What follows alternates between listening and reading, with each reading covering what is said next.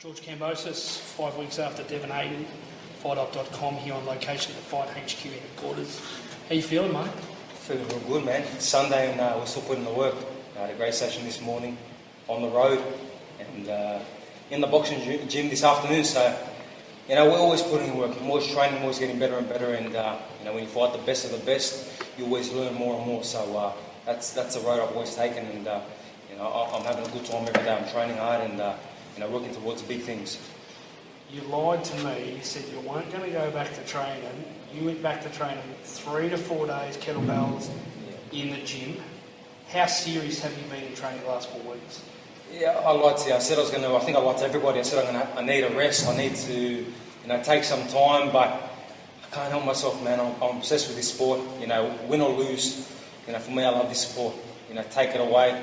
There's no more fighting. I'm still going to train. I'm still going to put in the work. I'm fighting tomorrow. So it was less than 4 days. I was training literally, I think, 2 days after the fight. 2 days. We fought on the Sunday. Tuesday, I'm back in the gym. So I've been pushing smart. I've been working on things I need to continue working on. I've been doing my conditioning, my strength work, and my boxing as well. So everything I need to continue working on, I'm putting in the work and becoming a better and better fighter. Like I said, when you fight the best fighters in the world, you're going to pick up things from them. You're going to add more artillery to your game, and that's what it's about. 2 big shows this year. 44,000 the first time. The biggest show since Pacquiao versus Horn. You backed it up with another 14,000 at Rod Laver Arena. So 2 massive shows this year. Have you had time to sort of reflect on what you and Devin Haney achieved from 2 massive events and also the fight? And how have you broke it down after the 2 fights and where you sit? Yeah, look, it's amazing. Amazing for boxing worldwide. Not many fighters can fill out stadiums. Bar very few. Not many can sell out arenas. So, to be able to do that, to be able to bring, boxing in Australia to a glorious position where, the everyday person wants to come to the fight. It becomes entertainment for them. I'm very proud of that. Very proud to have done it with a champion like Devin Haney. And, like I said, for me, I'll continue getting better and better. And I know these big fights again are not only in the works now, but will come again. I manifest everything like I manifest everything in my career. And the most important thing is I'm in the gym. I haven't been deterred from my loss. I haven't been deterred from anything. And I continue putting in the hard work. The first fight was a technical jab hold.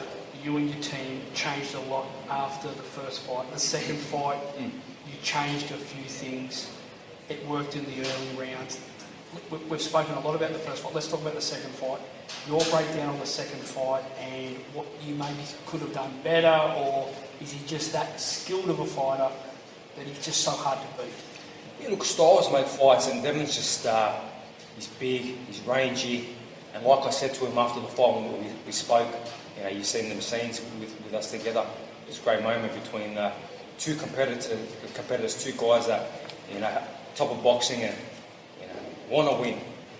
As much as he beat me, I wanted to win so bad, especially in that second fight. The first fight, everyone knows I had a lot going on. Like I said, congrats to Devin in that first fight, but that second fight, I gave everything, and he's just a special fighter. He's a true champion. I had a lot of success in the first, 2-3 rounds, and then he just picked up that jab, that movement, but he did. He stood there and traded as well, so, props to him. I had a really good round. Round 8 was nice. Round 9 was pinpoint shots. One shot I landed on him. They say that something wrong with his chin. Nothing's wrong with his chin because I landed a nice shot and he bounced back in round 10. He nearly took me out. So I must have this problem with round 10 because it happened in the Lopez fight as well. But I survived like a true champion, like a true warrior, and bounced back round 11 and 12 and finished the fight. And finished on my feet, finished throwing my shots, and to the last second, to my last breath, I was still fighting to win. The most important thing. But he's a special fighter. He's got a beautiful jab, he's got great speed. His power did increase from the first fight to the second fight, maybe because he sat there more, he tried to trade more and sit on his shots, but I felt a little bit of difference there. And just his movements, he restricts his target, where you can land your shots, minimises that, and then all of a sudden, when you do land one shot, he's gone, then he's back again in that distance, and he can land and tag you with his shots. So, all props to him, man. Me and him showed a lot of respect to each other. We're talking to each other now, and like I said, I'm in his corner, I know he's in my corner, and we'll see what the future holds. I know he'll probably move up, and and I'm looking to regain another world title at 135, where I make it very, very comfortable. You talk about the respect now that you've got for Devin. The digital media, the mainstream media, from around about 3 o'clock p.m. till 5 o'clock p.m. after the second fight was amazing. Very, very rare scenes that you see in boxing. Devin Haney actually said to you, George, you changed my life. Your take on, I know you've been in the rooms after so many fights and it's still a little bit heated and let's get out of here, but there was a very lot of mutual respect there. George, your take on that and the media that you saw from that? Yeah, look, the respect after the fight, the second fight, the support from the fans, the media, you know, it was a hard position for me after the first fight because, you know, I chose to take on another big name. You know, it's evident that there were about 15 different names for us to fight in our first defence, make it a big show, look good, knock someone out, look at us, champion of the world, unstoppable. But I told my team, Luca Bella and you know, my father, that I'm a true fighter, I'm a true warrior, and the way I've always done in my career, I want to fight the best, and obviously it was Haney and Lomachenko. So after that first fight, when things didn't go right at all for me, and I just had a terrible, you know, day in the office, a lot of fans turned on me. A lot of the comments were negative, and it was you know, for a champion, this is where a champion, in my eyes, belt or no belt, win or lose. A lot of guys will say, you know what, I'm not going to go revisit that. Forget the rematch. I'm probably too much negative. I'm going to get off the face of the earth. But I went straight back into the fight. I knew Devin was going to become a better fighter, and he did. But I knew that I was going to become a better fighter, and I did. But obviously, he just had too much from in that second fight. But the respect after, not only from the boxing fans, from you know, the media, but both sides.